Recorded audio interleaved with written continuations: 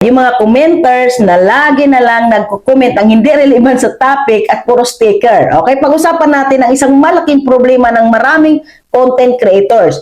Yung mga commenters na hindi relevant mag-comment at puro sticker lang ang nilalagay.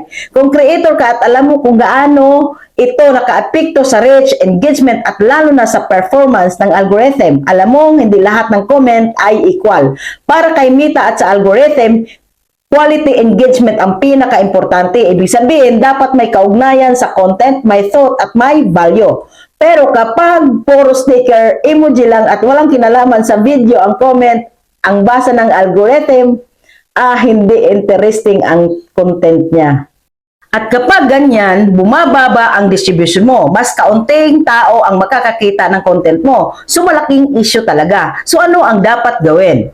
Ano ang gagawin mo kung ang followers mo ay hindi relevant mag-comment?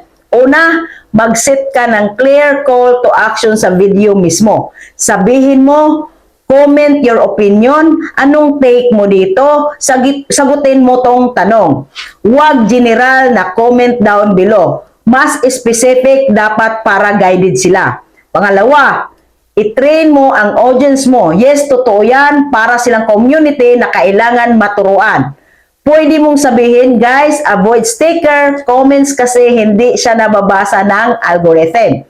Mas priority ni Meta yung meaningful conversation. Pangatlo, gumawa ka ng content na may tanong o debate. Bigyan mo sila ng reason para mag-type. Halimbawa, agree ka ba dito? Yes or no? O anong experience mo sa ganitong topic? Pang-apat, i-acknowledge mo yung good comments. Kapag may nag-comment ng maayos, i-heart mo, i-reply mo. The more na nagre-reward ang good behavior, mas marami ang susunod. Paano i-handle ang mga sticker commenters naman? Option 1, i-hide or restrict. Hindi mo kailangan i-block agad, pero pwede mong i-restrict para hindi maka-apekto sa metrics mo. Option 2, i-message sila respectfully. Pwede kang magbigay friendly reminder. Hi, para sa mas makatulong ang comment mo sa algorithm, mas maganda kung may konting words or reaction para mas mabos ang content. Maraming salamat po sa pangunawa at sa suporta.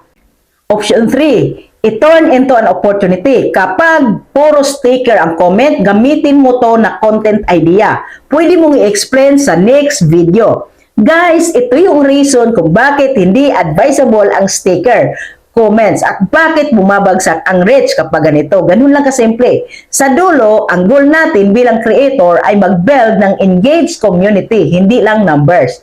Kapag natutunan ng mga viewers mo ang tamang pag-comment, tataas ang watch time mo, engagement at earnings mo ng organic.